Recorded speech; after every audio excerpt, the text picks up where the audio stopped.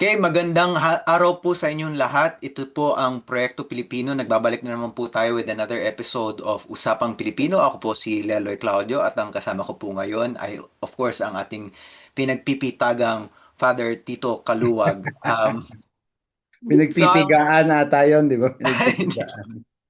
ang si Fads of course. So ang ating paksa po ngayon ay napapanahon dahil ito po ay tungkol sa panahon.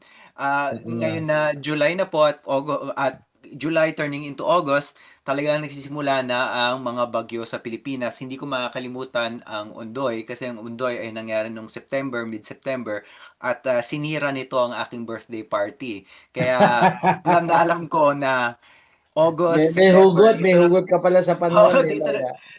well, okay lang po yun, Fad. Sa birthday party lang yung sinira sa akin. Kabuhayan at buhay yung sinira para sa marami ibang tao. So, Totoo, okay lang na totoo. birthday party lang yung nasira sa akin. But on this topic of baha at bagyo and of course disaster preparedness, ang ating pong guest ngayon is si Dr. Rafaela Delfino or Jane po ang kanyang palayaw. She's a research assistant at the World Agroforestry Center Philippines, and prior to that, she was with the APN funded project entitled Linking Climate Change Adaptation to Sustainable Development in Southeast Asia. Okay. And so we'd like to welcome Dr. Jane to our episode. Salamat sa pagdalo, ma'am. Yes, magandang umaga po, Father Tito and Sir Leloy, no? And magandang umaga po sa Salamat lahat. Jane ha, sa pagpayag mo na maging guest namin ngayon. Napaka-importanting usapan ito, no? Opo, tama po yun, Father Tito. Ano ko lang po sana kung inyong mamarapati. Nasa Institute of Environmental Science and Meteorology na po ako. So Pasensya. yung Okay. first, yung nabanggit niyo pong ano ko ay pinakaunang trabaho ko, which was Okay. a few years Oh, back sorry po, po. no? So nagtuturo na po ako ng meteorology dito sa Institute of Environmental Science and Meteorology sa College of Science, UP Diliman. And nakaka-relate po ako kay Sir Leloy, no? So, madaming birthday ko sa taga Bicol po ako. So, madami pong Oh. birthday ko yung Saan sa Bicol nagdaan po, ma'am? Saan sa sa Bicol? Camarines Sur po, Father Tito. Okay. Um, so, madaming birthday ko yung nagdaan na walang kuryente, walang tubig, no? So, kaya din po So ako, ikaw ay either ikaw ay isang Libra or isang Virgo, hindi po ba?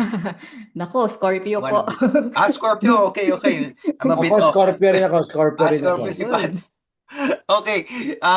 So ngayon nga, ito na ang panahon ng bagyo. Siguro before that, matanong ko lang Dr. J, ano po ba yung sinasaliksik nyo ukol sa sakuna, sa disaster para malinaw sa mga viewers natin kung ano yung background mo bilang isang Yes po. researcher? So, sa ngayon po, ang aking research focus ay essentially trying to understand or gusto nating maintindihan kung paano ba nakakaapekto yung anthropogenic or yung human-induced climate change sa mga bagyo, lalo na dito sa Pilipinas.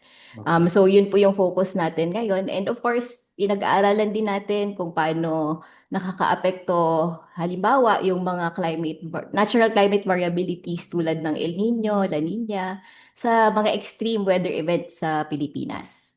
Ayan po. So, yun po yung So current. baka pwede po nating i-describe yung relationship nitong climate change, itong man-made climate change sa pagdami ng mga bagyo sa Pilipinas or ng mga matitinding bagyo kagaya ng Ondoy o Karina o Yes. Yolanda. Opo, Sir Leloy. So, unang-una po siguro mas kailangan nating maintindihan na ang Pilipinas nga ay laging dinadaanan at naapektuhan ng mga bagyo. In fact, meron tayo on average around 19 to 20 tropical cyclones a year. And walo doon ang nagla-landfall, no? And sa nakikita nating trends, no? So may tinatawag tayong interannual variability. So hindi lahat ng Mm. taon umaabot tayo sa 19 or 20 na bagyo. So may mga taon na madami yung bagyo, may mga taon din na mas konti doon sa nararanasan nating bagyo. So sa usaping climate change, kung paano niya naapektuhan yung mga bagyo, so isa doon yung nabanggit ni Sir Leloy, na nakikita natin na mas lumalakas yung Mm. mga bagyo, no? Pagdating naman po sa kung gaano kadami yung bagyo. In fact, wala po tayong nakikitang long-term significant trend pagdating sa frequency ng bagyo. So, yung number, relatively stable pa rin yung long-term. trend. In fact, may konti tayong nakikita na umuonte, no?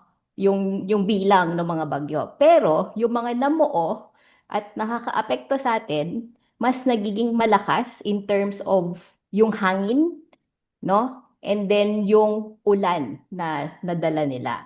So I think in terms of exposure, mas malaki yung epekto sa atin ng mga bagyong ito. So yun po yung nakikita natin sa ating research. And ano po yun, hindi lang po yun sa Pilipinas, consistent po yun sa buong mundo, pati na rin sa kung asan tayo, yung Western North Pacific Basin. No? So in terms of bilang, yung observed trend, nakikita natin na stable or in fact, in some cases, although hindi pa po significant na decreasing trend, and then in the future, nakikita na natin relatively magiging stable pa rin. In some models, actually, umuonte yung bagyo. Pero ang mas nakikita nating I think mas alarming is that kung mamuuman tong mga bagyo na to, nakikita natin nga na mas malakas siya. Bukod lang dun hindi lang dun sa hangin na nararanasan natin, pati sa ulan. And in some cases nga, yung size, no, mas lumalaki yung mga bagyo. So Ayun po yung nakikita yung natin. Yolanda ang issue doon yung hangin, no? Tapos yung Ondoy naman at Karina, yung amount of rainfall, tama po ba? Opo, opo, Kaya tama so po kayo. magkaiba yung tindi ng mga bagyo na yon. Yes, opo, tama, Sir Leloy.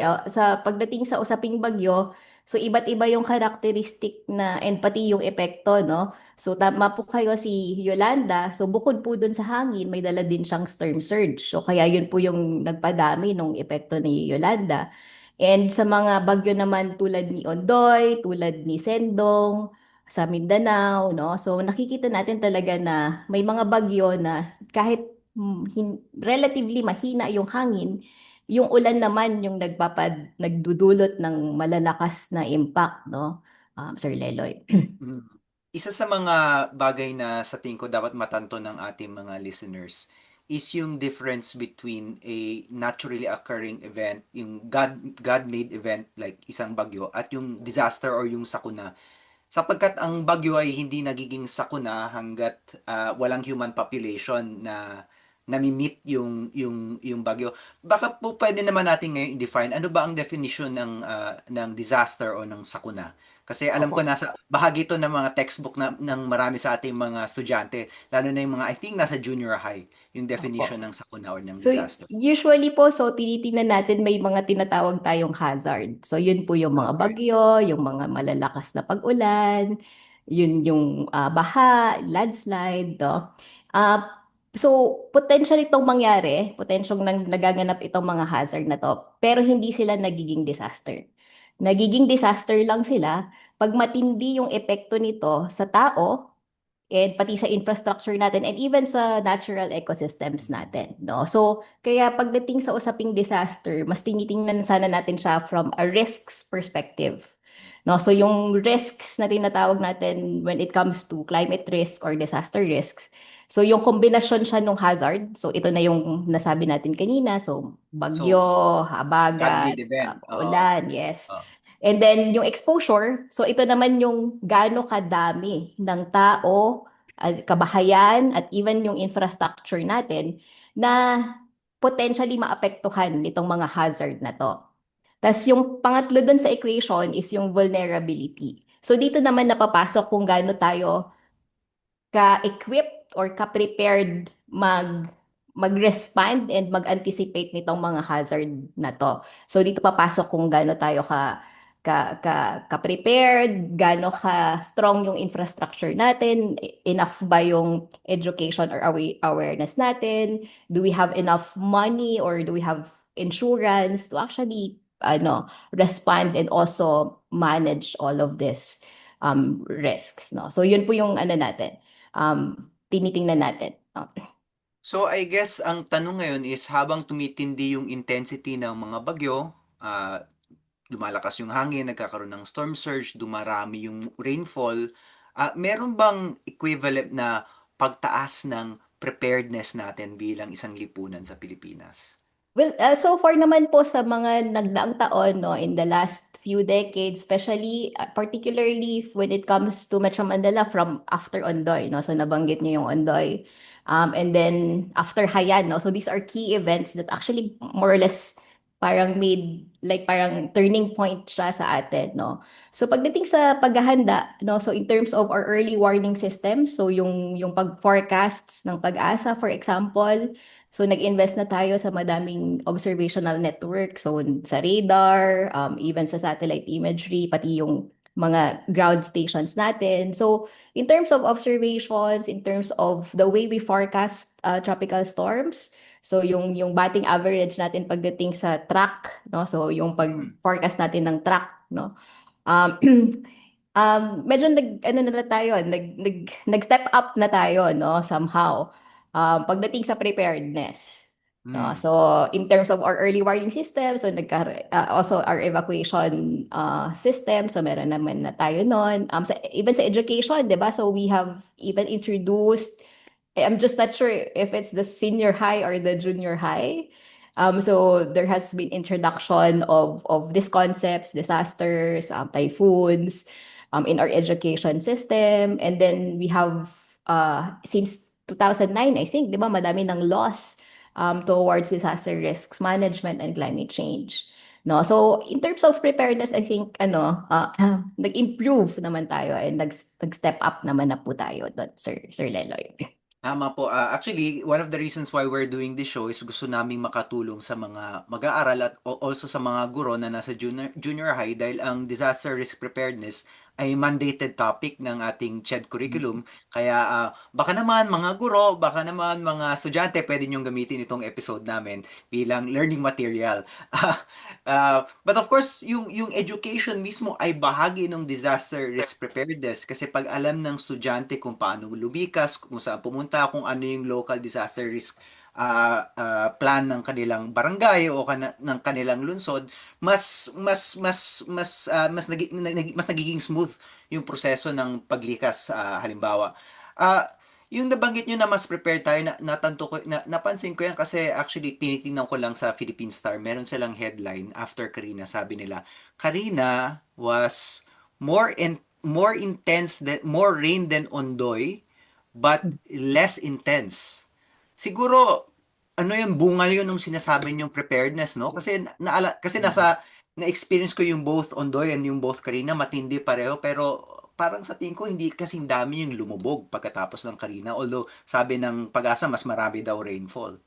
Yeah, I think yun, actually usual po na comparison si Ondoy nung 2009 and then si Karina in 2024, right?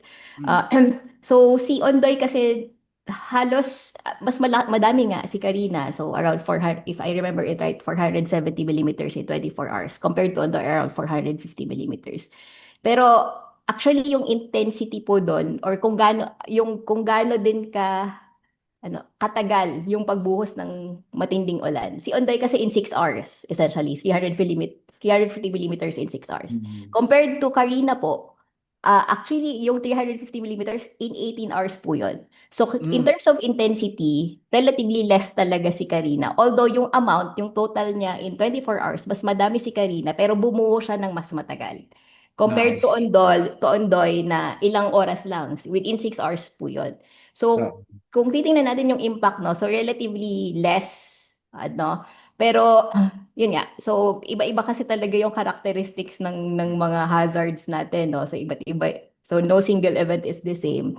Although Pero tama po kayo, no? Yes subjective po. lang, parang hindi kasing traumatic sa ating taong bayan yung Karina compared to I Andoy. Yun think, po ba yes po. ay bunga ng ng more yung nabanggit yung disaster preparedness natin? I Kasi think po, malaki yung gap, 2009, mhm. 2024. Opo, I think madami mm. din talagang nagbago in terms of our preparedness, madami din pong improvement. So I think in terms of paghahanda and evacuation, so mas naging systematic somehow na no, or relative to pre-Ondoy, no. So mas naging Mm. nakita natin na yung iba talagang sumusunod na rin. No, lalo na doon sa mga nakaranas ng Ondoy, 'di ba? So parang kung dati hesitant sila mag-evacuate, ngayon parang since they have experienced it, so they're parang more proactive than pre-Ondoy. Mm. Opo. Oo nga, no, Sorry, Fats, naisip. nawala yung aking connection. So, but thank you Okay. for continuing. Pero Meron lang Fads, yung, akong tanong. yung pinag-usapan namin, Fads, yung parang bang nasasanay na rin part of yung risk preparedness is, I guess, nasasanay. Alam na natin na kailangan lumikas, alam na Yes. natin kung ano yung warning signs. Kaya mas ligtas sa sakuna yung mga Pilipino. Correct. And I was wondering, Fads, if you had anything to contribute to this sa parish work nyo, sa Caritas, Oo. meron ba kayong napapansin na, mas mataas yung level ng awareness on the ground? Yes, I think malaking bagay yon, ano. Yun din ang gusto ko sanang tanong kay Dr. Jane na paano, kasi Caritas ako, Caritas Philippines. So malawak yung aming network na paghahanda, ano. And one of the things na trabaho namin, and priority namin sa humanitarian response pag may sakuna, is preparing the local units, ano, the local units to respond or to prepare, no, for yung dadating na bagyo, no.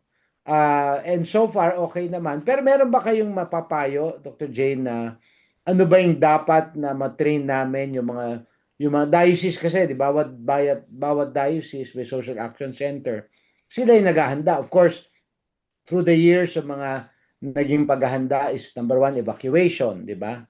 Number two is prepositioning of goods, 'di ba? Kung normally tubig 'yan, 'di ba? Pagkain, bigas. So, but ano pa yung mapapayo ninyo, Dr. Jane? Kasi lalong-lalo na siguro sa konteksto ng darating na strong El Nino itong last quarter of the year, ano yung mapapayo nyo sa amin? Kasi mahalaga na yun na nga, mabigyan namin ng parang advice sa mga iba't iba namin social action centers.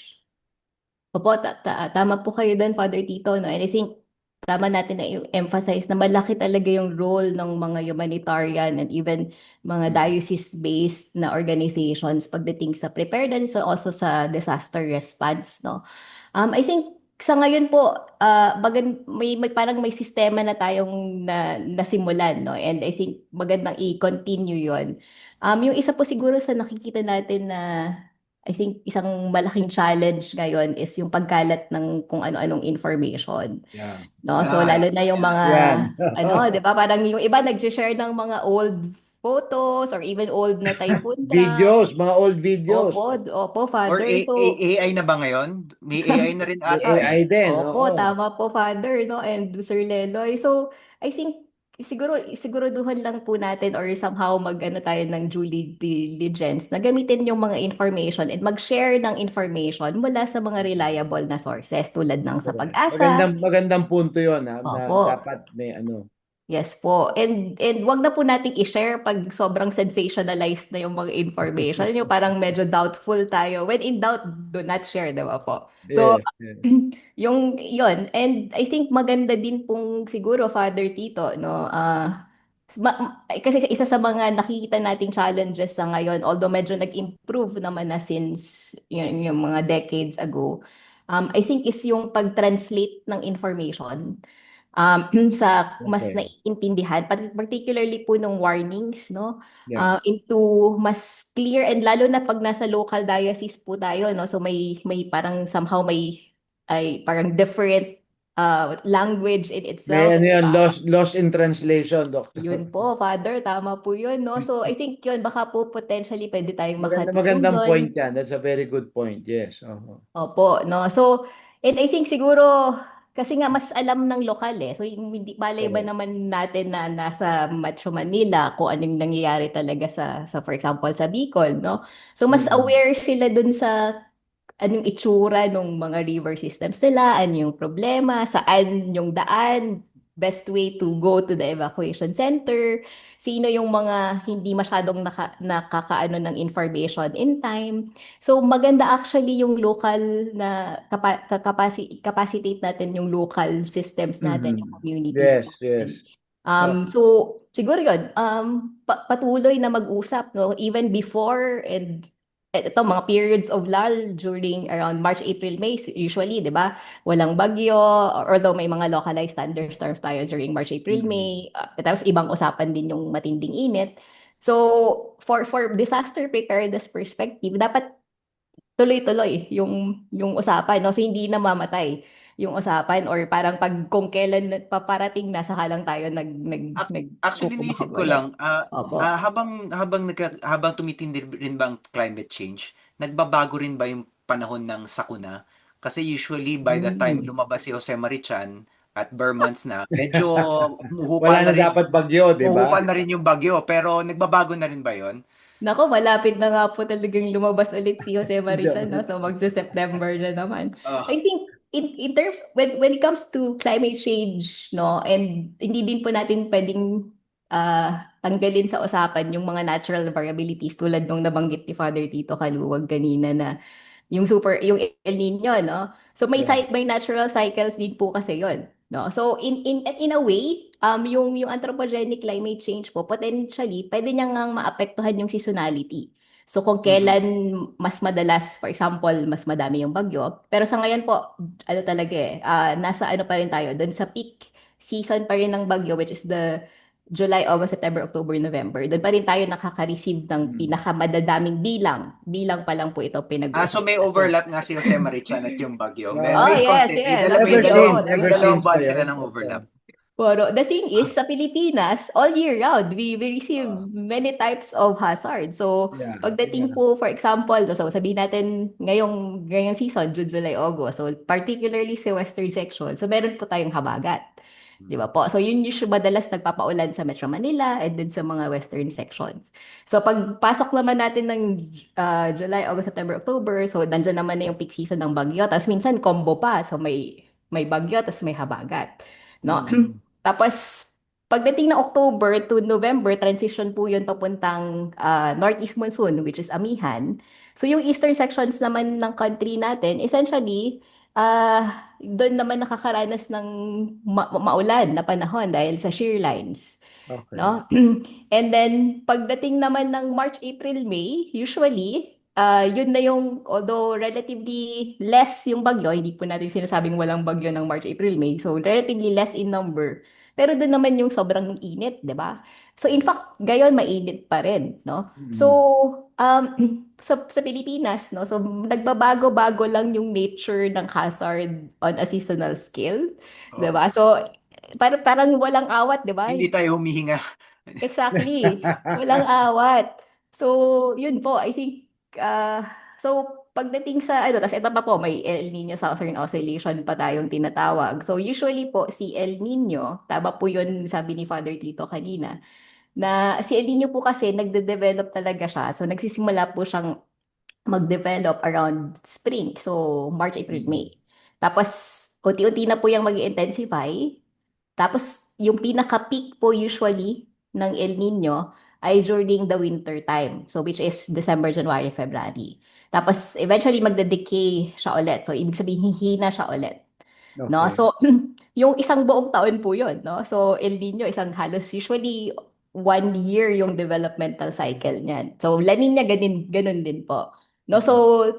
So meron tayong iba't ibang seasons. Tapos, yun nga, minsan nagko-combo pa. So, parang combo meal lang, 'di ba? So, Oo. pansit At canton ka, may nabanggit nyo, iba't opo. ibang bahagi ng Pilipinas, iba-iba rin ang epekto sa kanila dahil Yes. hindi hindi porket nangyayari sa Mindanao, ganun din yung mangyayari sa Maynila and vice versa. Correct. To- Yeah. Totoo po yun, no? So, iba't iba din po yung weather systems, and then based on seasons din po, iba't iba din po yung nararanasan natin. And even for example, like itong paparating na El Nino, so nagbabago din po yung nature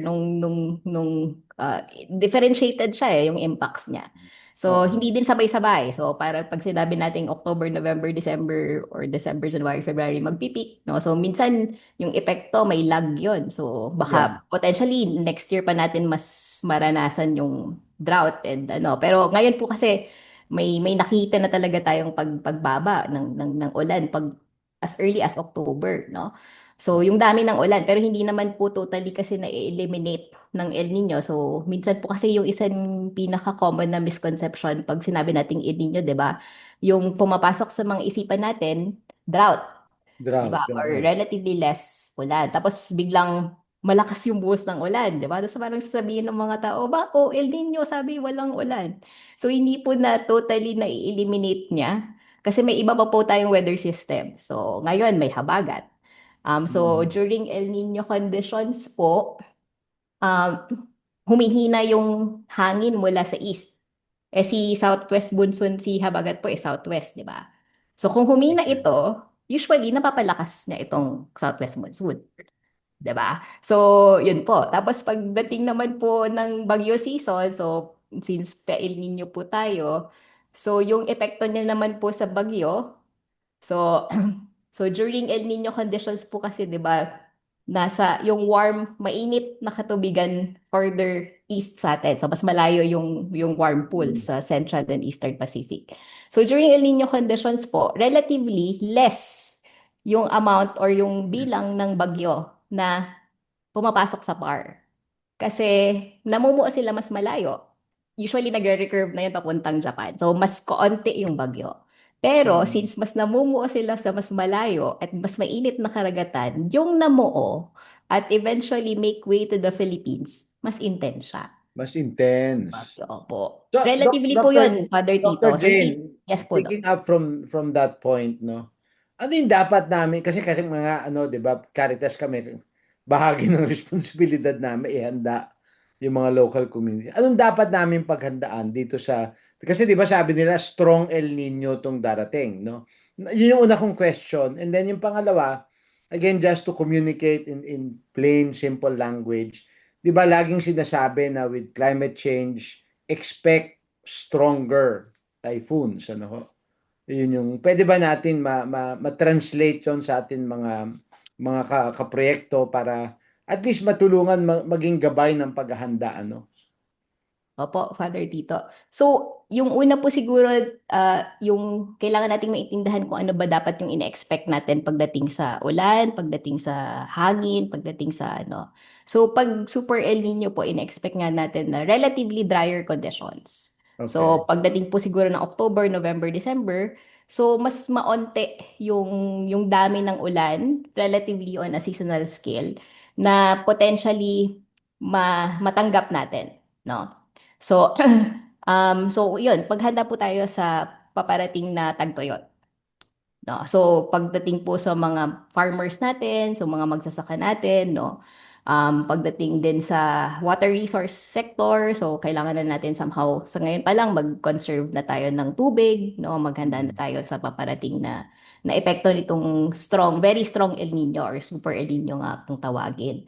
Um, tapos pagdating naman po ng mga bagyo, so usually nga po, pag during El Nino condition, relatively, pero hindi naman po lahat ng papasok, ibig sabihin, malakas na. So Mm. relatively lang, mas malakas yung mga bagyo na potentially pumasok sa Philippine Area of Responsibility ngayong El Nino condition. So yung usual po natin na paghahanda, mas pag-igihin pa po natin.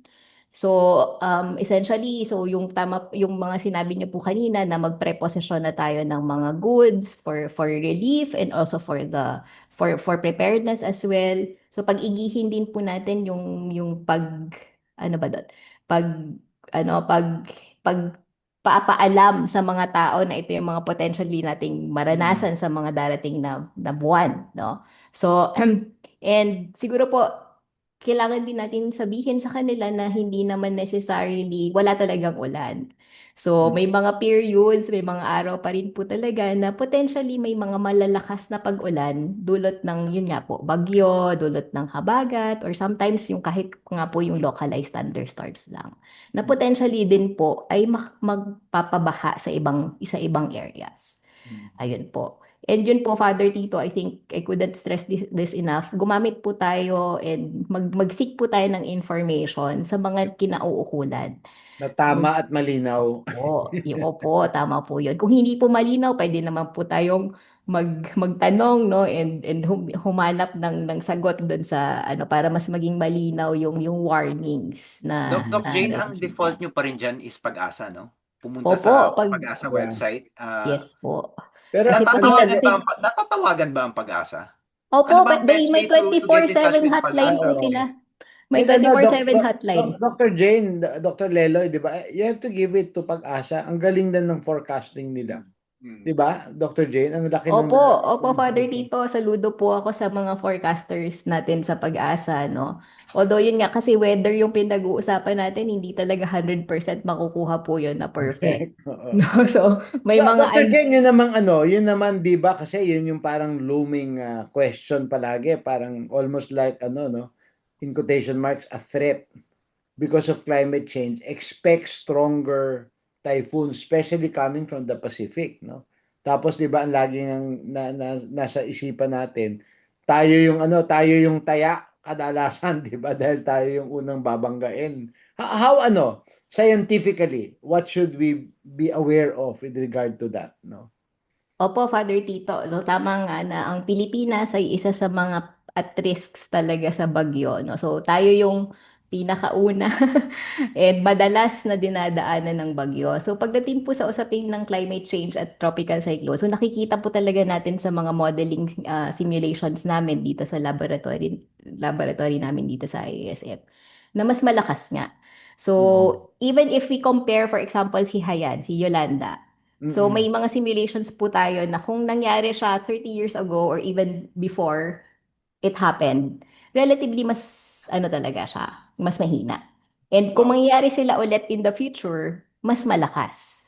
So Oh, wow. imagine po malakas na si Yolanda, no? So even si Pablo and even kung natatandaan niyo po si Ompong noong 2018. So consistent po yun sa ating mga simulations, no? Kasi climate scientist po ako. So gumagamit po kami ng models para ma-simulate itong mga bagyo na to. So nakikita talaga natin pagdating sa hangin po, mas malakas. So imagine malakas na sila. So in the future, mas malakas pa. Tapos Oh. pangalawa po, Father Tito, is yung laki. No? So Yeah, nakikita yung natin lawak na, nung ano no, yung opo, lawak, oo. tama po yun. So ibig sabihin po, kung makita natin na mas malaki yung mga bagyo, mas madami yung potentialing maapektuhan niya. No? So, Mm. bukod po dun sa wind field, may tinatawag din po tayong rain field. So, kung medyo lumaki yung bagyo before and after landfall, so potentially po maapektuhan talaga mas madaming tao. Mm. Pangatlo po is yung ulan na dulot ng mga bagyo. So Yeah. nakikita natin and very confident tayo dun sa mga simulations kasi hindi lang sa atin nakikita sa pag-aaral natin. In fact, globally nakikita natin na ilang percent yung increase, 20 to 40% increase of rainfall associated with bagyo in the future. And even ngayon po, may nakikita na tayong increases talaga. So, pagdating po sa ulan na dulot ng bagyo, so potentially po, may ano talaga, implication sa mga flood-prone Mm. areas, sa mga landslide-prone areas. And hindi pa natin, wala pa po sa usapan yung kung gaano kabagal yung paggalaw ng bagyo kasi importante Oo, din po yun. oo. Kasi yung ibang bagyo mabilis lang, 'di ba? So essentially ilang oras ka Meron, lang meron, di ba may exposed. nung mga nakaraan may bagyong ayaw umalis. Ayun po. Minsan Tapos nasa-stall pa. may bagyong Opo. bumalik, di ba? Opo, tama po yun, Father. So may mga tumatambay pa, 'di ba? So parang masyado pang Bagyong nag-i-enjoy. tambay. Opo. Siguro, Leloy, baka yung huling topic na tanungin natin si Dr. Jane, flood control. Ano ba ang from a scientific perspective, ano yung mapapayo ni Dr. Jane sa flood control programs ng gobyerno, 'di ba? Kasi ah Doktora, Yeah, of course, alam natin na napakalaking skandal at maraming nasayang na pera, pero without getting into politics, yeah, moving forward. malinaw naman na hindi natin pwedeng we can't back off from flood control projects Correct. just because Oo. nagkaroon ng corruption because napakahalaga nga ng flood control sa Pilipinas ngayon. So, how are we navigating this now, Dr. Jane? Opo, 'di ba? So may problema na nga tayo yung usual na mga hazards natin. Tapos on top of that, may climate change pa, tapos may ENSO pa, may El Nino pa, tapos ano po. So I think it's a combination of not just the physical science, no, but also the more of a governance issue talaga siya. No, Okay. and actually po ayoko dun sa flood control na ano eh. Parang hindi kasi natin makokontrol talaga. Totally. As in, Mm. zero, hindi natin ma-eliminate lahat. Ang kaya lang natin talagang gawin is pabawasan yung potentially maging epekto or essentially i-deviate kung saan walang maapektuhan. No, I Mm. think siguro isa po as from a climate science perspective, kasi yung mga usual na ginagamit natin sa mga designs ay based on observe or past information or statistics. Siguro isang kailangang i-highlight is tingnan natin na isama natin yung mga future projections. No? Okay. So, kasi nagbabago na nga po yung nature ng hazards. So, nagbabago na rin yung intensity, nagbabago na yung magnitude. So, hindi na natin pwedeng gamitin lang kung ano yung nangyari in the past. So, kailangan natin gamitin yung kung ano yung pino-forecast or pino-project natin in the future. Dun Para yung sa design natin, medyo may parang may buffer tayo, no? Kasi kung ito lang yung standard natin, ito yung nangyari in the past, ito lang yung standard natin. In the future, nakikita natin nandito, ganito kalakas. So may gap tayo doon in the first place. Ngayon pa nga lang, kahit ito pa yung titingnan natin na level, may gap na. So hindi pa enough yung preparedness natin, di ba? So lalong lalaki yung gap. No? So in Mm. terms of design standards and even planning standards sa land use, no? So kailangan natin tingnan yung future projections, no? So hindi lang tayo dapat magbase dun sa kung ano nangyari in the past. Doon And sa pangat projections nyo, Dr. Jane, malinaw din ba sa inyo kung ano yung mga communities na dapat pagtuunan ng pansin or yung mga places, mga lugar sa Pilipinas kung saan dapat baka taasan ng konting allocation ng national government for disaster preparedness dahil sila yung Yeah. mga pinaka-vulnerable na localities? Yes po, opo. So madami na rin tayong pag-aaral sa Pag-asa, sa Manila Observatory na nagbabago din yung hotspots. No, so Okay. yung kung dati may Okay. mga hindi naapektuhan ng baha, ng bagyo, ngayon yung iba naapektuhan na and potentially in the future maano din siya. So may mga areas din potentially na laging binabaha. Tapos essentially mas makaka-experience ng drought in the future. So yung nagbabago po talaga siya. So very dynamic. And so kailangan po talaga nating tingnan siya from a systems perspective. Pagdating sa flood management, flood mitigation measures, wag natin tingnan siya from a municipality kasi hindi naman nirerespeto ng baha at ng ulan yung political boundaries eh. 'Di ba? So parang hindi naman pag bumuhos yung ulan Hindi tapos Yung baha nagpapaalam kay Mayor. apolitical si opo. Baha. So wala Hindi namang nagpapaalam kay Mayor. Opo, hindi naman siya magpapaalam, "Oy, Mayor, lilipat na ako dun sa kabila." No? Oh, So wala siyang, it doesn't respect any political boundaries. It's just us who's concerned about boundaries, di ba? So, So I think tingnan natin siya from a river basin watershed perspective. Kasi pag bumuhos yon, may mga bundok tayo and may mga low-lying areas. Wala naman silang ano kung hanggang dito lang si QC or si Makati, di ba? So so I Dr. think Jane, parang narinig ko parang scientific common sense. oo. Actually, Father, hindi necessarily scientific, common sense na lang yun Common eh. sense Yun nga. lang. Hindi, kasi Pero actually, magugulat ka, Leloy, pag nagpupuntang probinsya, grabe yung kanilang common sense sa kanilang topography and all, di ba? Limbawa, mm, hindi ko na lang babanggitin, galing akong Mindanao. So, umuulan. Sabi ko, may bagyo noon eh, may time na may bagyo. Siyempre, worried ako sa flight, ano? Sabi ko, hindi ho kami binabagyo dito kasi nakita niyo ho yung bundok na yan, ganun, ganun, ganun. Alam nila eh, di ba? At saka, di ba, Leloy, sa Amerika, di ba, yung Farmer's Almanac, di ba? Pagka, mm. ano, yung naniniwala pa sila hanggang ngayon doon, di ba, na pag-predict ng kanilang weather patterns, di ba? Yeah. So, Pero meron anyway, talaga yung locally embedded knowledge, Yes. yung alam ng mga matatanda, 'di ba? Yung alam ng mga magsasaka na malapit sa lupa, na malapit sa panahon na talagang inoobserbahan yan year in year out. Although of course, maging yung knowledge na yun, yung wisdom na yun, nagugulo rin sa tingin ko ng climate change. oo, Pero oo. actually, speaking of locality, gusto ko lang actually nabanggit nyo, Dr. Jen, yung hotspots. Ano Yes, po ba ang mga hotspots ngayon? Ano yung mga bagong hotspots na parang very vulnerable sa baha ngayon or very vulnerable sa matinding malakas sa hangin? bagyo. Nako, sobrang mahirap pong sabihin specifically yung kung alin yung regions, no? Kasi nga, depende talaga sa kung asan ka. So, yung ano po kasi, combination lagi dapat yung tinitingnan natin. Hindi natin siya tinitingnan na, ito baha lang, ito landslide lang, ito Mm. mainit lang, ito bagyo lang. No? So, usually dapat po tinitingnan natin siya from a parang compound event po yung tawag natin, no? Compound hazards or even cascading hazards. Kasi sa Pilipinas is an archipelagic country. So bukod po dun sa usual natin nababanggit, meron pa tayong tinatawag na slow onset events, which is yung sea level rise. No? So, Alright, may okay. bagyo tayo, tapos potentially may storm surge, tapos kung tumataas yung level ng tubig sa karagatan natin. So, yun, potentially magdagdag yun sa inundation or yung sa flooding natin na nararanasan, lalo na sa mga coastal areas. So, bukod pa doon, may geological hazards pa tayo, ano po? So, meron pa tayong volcanic eruption, meron pa tayong earthquake, tapos yung ibang areas, may subsidence.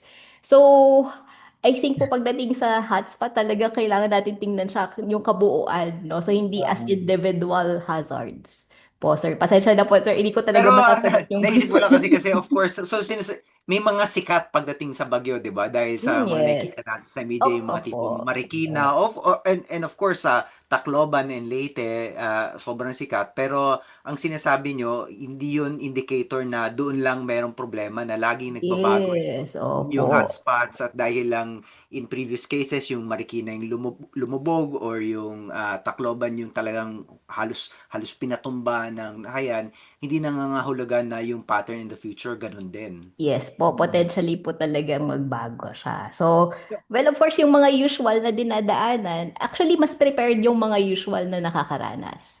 Yung Yeah, usually caught yeah. off guard is yung hindi masyadong Sanay. parang not Oo. in their memory nor not in their Ah, ano.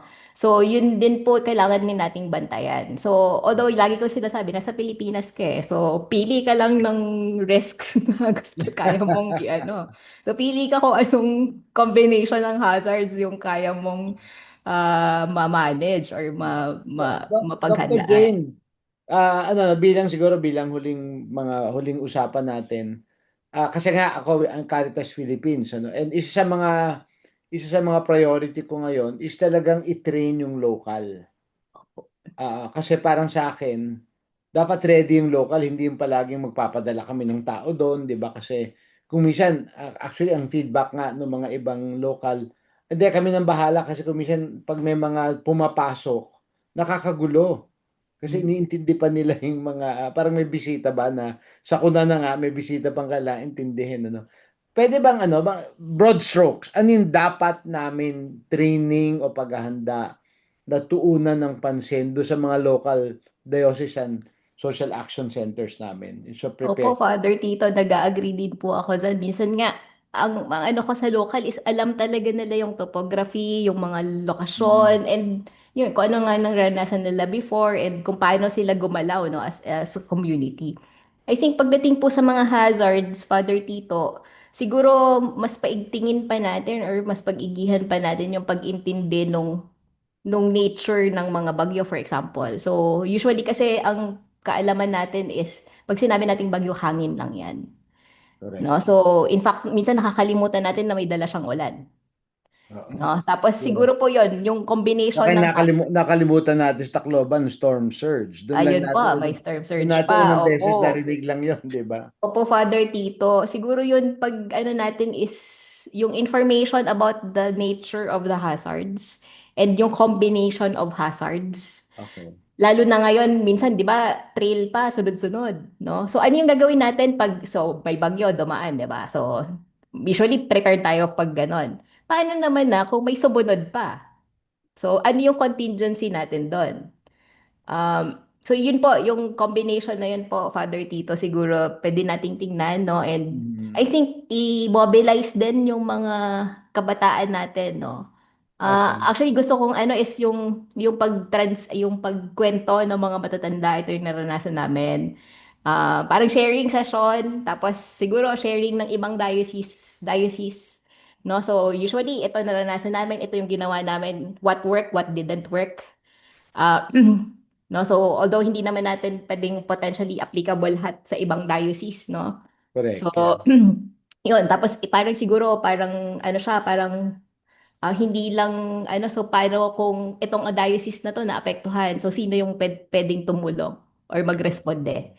So parang network siguro po, Father Tito. Isa yun, Thank you, thinking Doktor. aloud Leloy, here. mukhang may Opo. marirecruit na ako for Caritas Napansin consultant. ko nga, Father.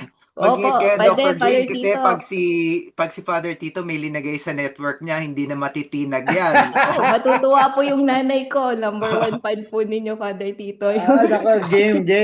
Nako, maraming salamat, Sobrang Ah, Dr. matutuwa Jane. po yun. Sige, game. I think Dr. Jane, you will hear from me soon. this is a good place to end, of course, yung action proposition po natin na Yes. actually it's very difficult to discuss concrete actions dahil nga iba-iba yung sakuna at iba-iba yung experience ng locality.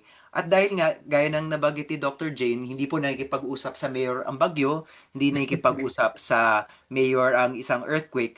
So kailangan talaga napaka-individualized ng ating response. So sa akin ang closing statement ko dito is ewan ko, ito lang naman yung civics eh. Aralin natin kung ano nangyayari sa atin, sa ating lokalidad, sa ating community, sa ating parish at mangapit bahay tayo, di ba? Itong nabanggit ni Dr. J na best practices, asking other parishes what they did, consulting with the elders, consulting with farmers.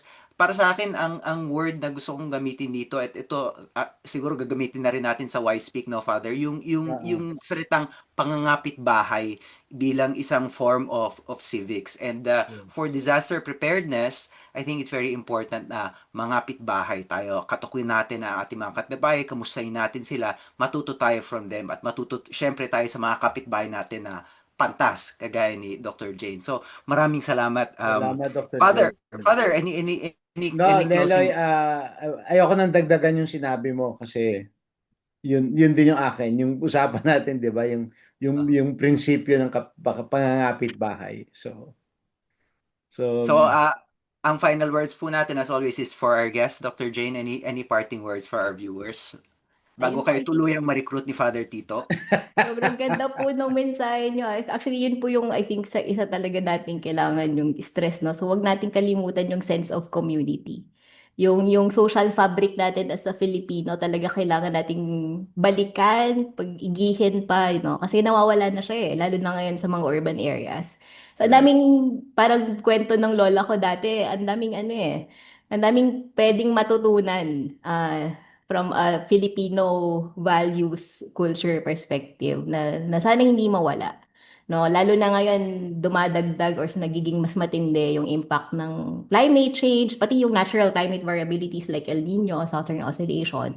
And lagi po ko pong sinasabi ang Pilipinas ay living laboratory ng climate change and extreme weather events. And ang dami nating pwedeng matutunan sa mga nakalipas na mga disasters. And madami pa tayong pwedeng gawin, no? So, hindi naman po tayo totally hopeless. And yun, sobrang daming pwede pang mangyari, no? And ma-improve yung ating preparedness and management and adaptation as a whole.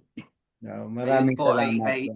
I had a lot of fun this episode. Marami akong Yes. natutunan. We hope we can have you again, Dr. Jane. Maraming Anytime salamat po. po kay Dr. Pag Jane pag Leloy, Delfino. pagka in-unfold na namin yung plano ng Caritas na gagawin ni Dr. Jane. Oh, no. Basta Napasok mo na. Napasok mo anything I na. can do to help po, Father Tito. Yan na. Maraming Oh, salamat. pagsisisihan niyo yan, Dr. Jane. Di po, Hindi kailangan naman. talaga natin all hands on deck eh. So Yes, anything we Wala na. can do, definitely. anything we can do So, to help. maraming salamat po. Ito po si Laloy Claudio. Kasama ko po as always si Father Tito Kaluwag. This has been Proyekto Pilipino. Mangapit bahay po tayo. Maraming salamat po sa inyo lahat. Thank you.